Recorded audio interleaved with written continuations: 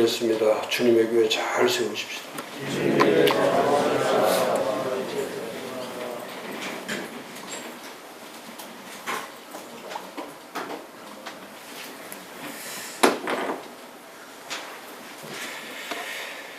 오늘은 처치 플랜트의 근거 25페이지.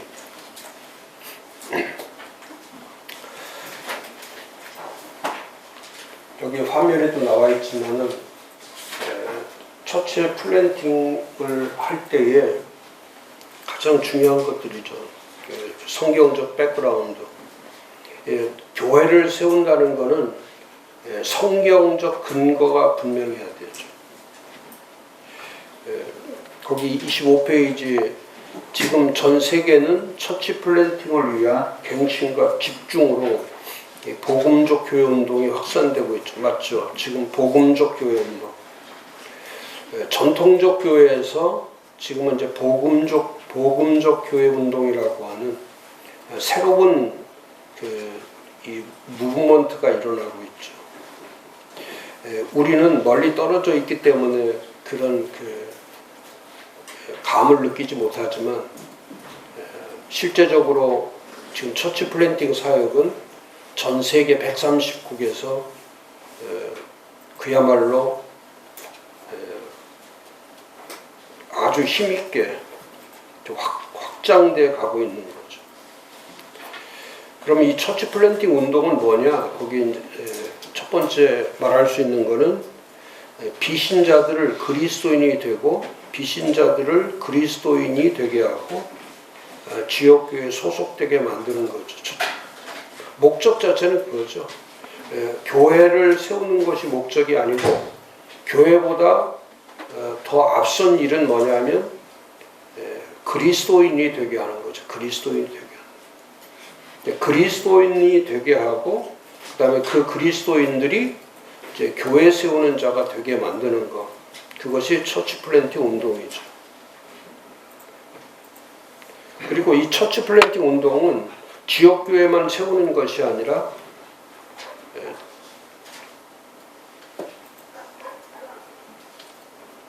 결국 처치 플랜팅 운동은 우주적 교회를 세우는 거죠. 이따 뒤에 가서도 말씀하겠지만. 그래서 네 번째 줄에 있는 것처럼 처치 플랜팅은 건강 운동과 장기간 성장하는 것이 본질이다. 그래서 세계 주력 교회들의 주제이며 중심이 되고 있는 처치 플랜팅을 한국 모든 교회들이 실시해야 된다. 제가 늘 주장하는 거지만 한국 교회가 회복될 수 있는 유일한 방법은 하나밖에 없어요. 어떤 프로그램 가지고 이벤트 가지고 되지 않고요. 지금도 저는 참 안타까운 것이 지금 대형 교회들 특히 메가처치들이 자꾸 이벤트식 교회를 세워가기 때문에 한국교회는 점점 회복보다는 쇠퇴로 갈 수밖에 없는 거죠. 이 메가처치들이 슈퍼 메가처치나 메가처치들이 방향을 제대로 잡아줘야 그래야 그 다음에 중형교회나 소형교회들도 그것을 잘 롤모델로 삼아서 갈 수 있는 건데 지금 슈퍼 메가처치나 메가처치들이 전부 다 이벤트형 교회로 가기 때문에 지금 한국교회는 회복의 가능성 자체가 없는 거죠. 저는 안타까운 게 그거예요. 2년 동안 만교회가 예배 셧다운되고 교회 문 닫고 이렇게 계속 가는데 지금 어느 교회든지 이번 주 제가 설교도 그걸 해놨어요. 사도행전 6장에서 정말 중요한 것이 사도들이 정말 잘했던 게 이 원형교회, 초대교회가 이 분열과 다툼과 원망과 교회가 커지다 보니까 자연적으로 그 교회는 리더십이 필요한 거죠. 그러니까 이 리더십의 그 카르텔, 그 당시도 그 유대인들의 카르텔이 유대인이 교회 안에 차지하고 있는 그 카르텔이 워낙 심할 때이기 때문에 그러니까 유대인들이 자기들의 모습을 드러내면서 사도들에게 그 문제를 모든 것을 다 리더십을 발휘할 수 없도록 유대인들이 만드는 거 아닙니까? 유대인들이 예수 죽였고 유대인들이 교회 세우는 걸 방해하고 유대인들이 복음 전하는 거 방해하고 항상 앞장섰던 그 유대인들이 초대교회에 또 앞장서서 카르텔 역할을 하는 거죠. 그런데 그때에 아주 신속하게 사도들이 너무너무 신속하게 잘했던 것이 뭐냐면 타협하거나 협력하고 이렇게 의논하고 이렇게 간 게 아니라 이 사도들이 정말 잘했던 것이 뭐냐면 그 12사도가 정확하게 12사도가 성경으로 돌아가는 거예요. 성경으로 돌아가는 거예요. 그래서 이번 주 설교가 성경으로 돌아가는 교회, 성경으로 돌아가라. 하나님의 말씀을 전했다는 게 뭐냐면 그 하나님의 말씀이 뭡니까? 그게 성경으로 돌아가는 거예요. 근데 한국 교회는 성경으로 돌아와야 될 교회들이 그렇잖아요. 성경으로 돌아오면 자연적으로 하나님 말씀만 전하는 건데 지금은 하나님 말씀을 제가 3가지로 넣어놨어요. 첫 번째, 하나님의 말씀을 자꾸 과장하는 거. 자기 걸로 포장하는 거. 하나님 말씀 그대로 전하면 좋은데 하나님 말씀에다가 자기 걸 자꾸 거기다 집어얹어 놓는 거예요. 그 다음에 또 말씀 전하다가 말씀은 빼버리고 자기가 하고 싶은 말 다 넣는 거예요. 그래서 성경에는 그렇게 되어 있어요. 요한계시록에 엄청나게 무서운 말씀, 마지막 22장이 그거 아닙니까? 말씀에 대해서 누군가가 더하든지 누군가가 덜하든지 가감하면 망한다. 그러니까 사도들이 했던 것이 뭐냐면 하나님의 말씀만 그대로 전한 거예요. 그러니까 하나님 말씀만 전하니까 그 말씀이 왕성해지는 거예요.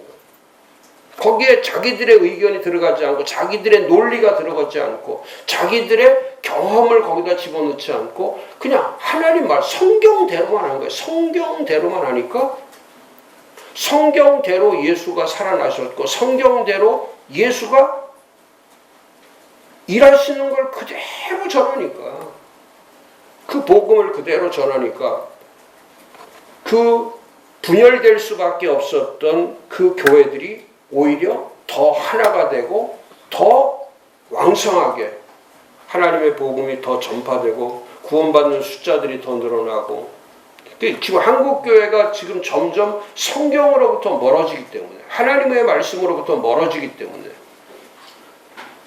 그러니까 이 비대면 예배로 가면서 제가 이번 주 그건 넣어놨어요. 비대면 예배로 가면서 유튜브나 비대면이나 인터넷이나 케이블 TV나 이쪽으로 가면서 나빠진 것이 뭐냐면 성경을 보지 않는 거예요. 성경을.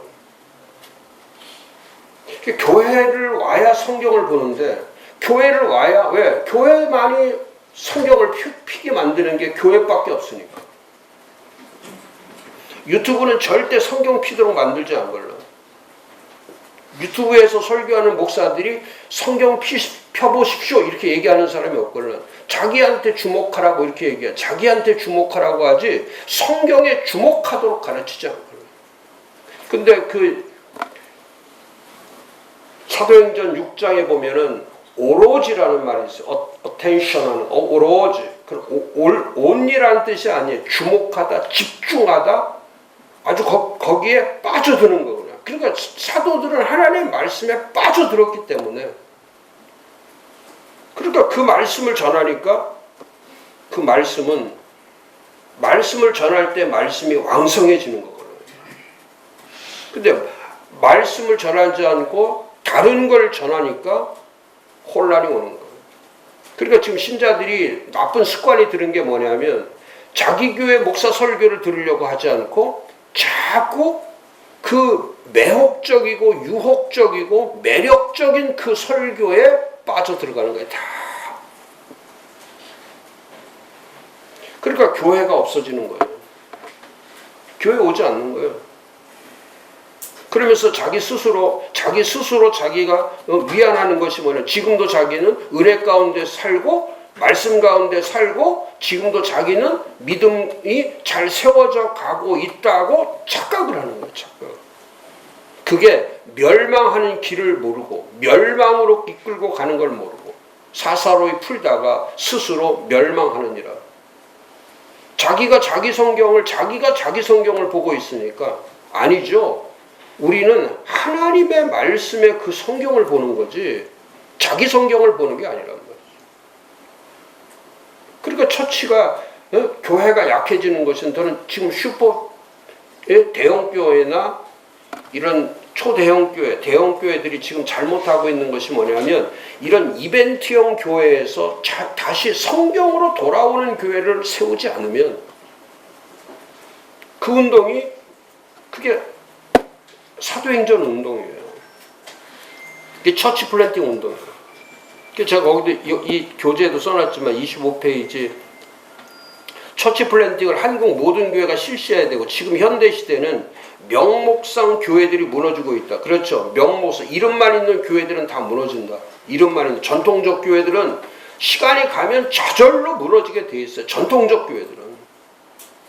그래서 왜 처치 플랜팅을 해야만 하는지 성경적, 신학적, 실제적 반영. 맞아요. 성경적으로, 신학적으로 실제적 반영을 일으켜야 된다. 다시 운동을 일으켜야 돼요. 성경적 운동, 신학적 운동, 실제적 운동. 그 팀 켈러가 참 잘했던 게 그거예요. 성경과 신학과 실제 이 세 가지를 성경, 신학, 실제적 교회를 세운 거예요. 우리는 전부 다 성경적인 게 아니고 비성경적이고 신학적인 게 아니라 비신학적이고 또 비실제적인, 다시 말하면 한국 교회는 지금 실용주의에 빠져버렸거든요. 실용주의에 빠졌기 때문에 이 믿음에서 제일 나쁜 게 현실주의와 실용주의 걸려요. 우리가 코로나 팬데믹 때 한국 교회가 탈선했던 게 그거예요. 현실주의와 실용주의로 가다가 성경을 놓쳐버린 거예요. 성경을 들고 우리가 그 당시에 코로나가 딱 시작될 때 목사님들이 전부 다 손에다 이 성경을 딱 들고 갔으면은 이 성경을 들고 갔으면 됐는데 성경을 안 들고 다른 걸 들었단 말이에요. 그 손에다 딱 성경을 들고 다 목사들이 함께 외쳤으면은 성경이 사람을 살리는 건데 성경은 내팽개치고 거기다가 뭐 다 이 기계들만 들고 했으니까. 근데 기계가 사람을 살리지 않거든. 저는 지금도 제가 이 유튜브, 특히 유튜브나 메타버스 뭐라 그러죠? 메타버스라든지 이런 사역들을 제가 그 비대면 사역 때 디지털 사역 이런 것들에 대해서 제가 절대적으로 부정적 시각을 갖고 있는 게 그거예요. 그거는 부차적인 거거든요. 그게 본질이 아니기 때문에.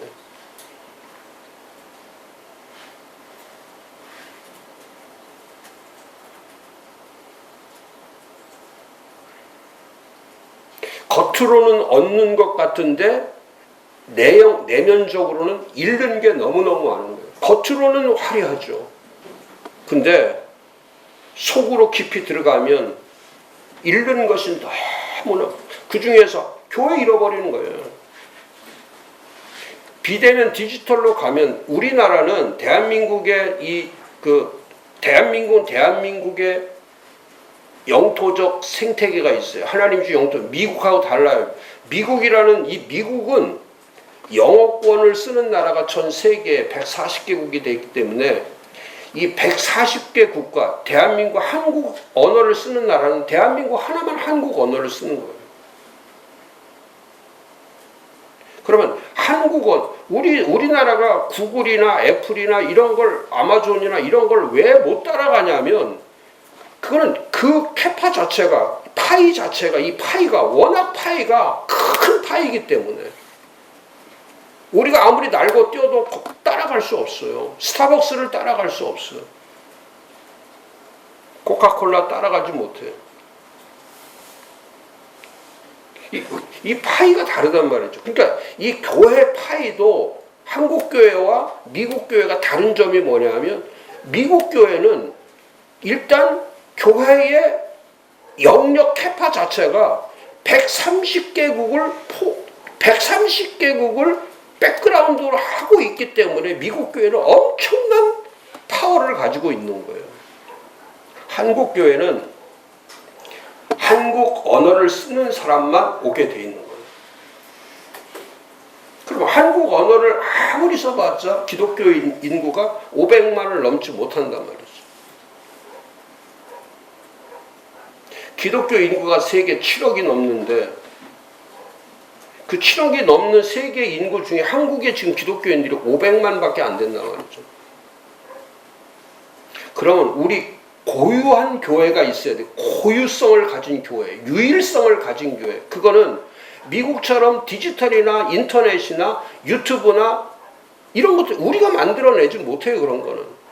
근데 거기는 이 파이 자체가, 캐파 자체가 워낙 크기 때문에 그런 디지털 캠퍼스 처치가 어마어마해. 거기는 커요. 우리처럼 이렇게 클릭 수가 1000명, 2000명이 되는 게 아니라 거기는 클릭 수가 적어도 100만, 1000만 이렇게 가는 거예요. 그리고 성도의 멤버십이 그 디지털 처치만 해도 디지털 처치에 10,000명, 20,000명 되는 캠퍼스 처치가 어마어마하게 많아요. 근데 한국은 그런 디지털 처치를 하면, 메타버스라든지 이런 디지털 처치로 가버리면 이 공교회는 사라지는 거예요. 그래서 제가 코로나 팬데믹 딱 시작할 때에 제가 제일 먼저 했던 말이 그거예요. 원톱 메시지, 원 메시지가 나가야 된다. 이건 메시지가 갈라지면 안 된다. 이건 원 메시지. 제 그 원 메시지가 뭐냐면 공교회를 잡으라는 거예요. 공교회를. 비대면이란 단어도 쓰지 말고 오직 교회 단어만 쓰라는 거예요. 교회를 써. 그게 교회의 본질이기 때문에. 거기도 제가 써놨잖아요. 처치 플랜팅은 새로운 유행이나 트렌드, 이벤트가 아니라, 거기 써놨잖아요. 처치 플랜팅은 새로운 유행이나 트렌드나 이벤트가 아니라 성경적 본질이며 예수님의 명령이다. 분명하지 않았습니까? 그때 이 책을 쓸 때나 지금이나 저는 동일한 거예요. 한국교회는 전형적으로 유행병에 걸려있고 트렌드에 따라서 이벤트에, 지금도 코로나 팬데믹에 성도들이 다 죽어가고 교회가 죽어가고 있는데 성경으로는 돌아오지 않고 예수님의 명령에 순종하지 않고 지금도 자기들에게 맞는 자기 방식의 교회를 세우고 가고 있기 때문에 한국교회가 이렇게 분열되는 거예요. 그래서 오늘 강의는 너무너무 중요한 것이 뭐냐면 이 성경에 위임된 것. 첫 번째 제일 중요한 게 이 성경에서 위임된 것. 이 맨데이트.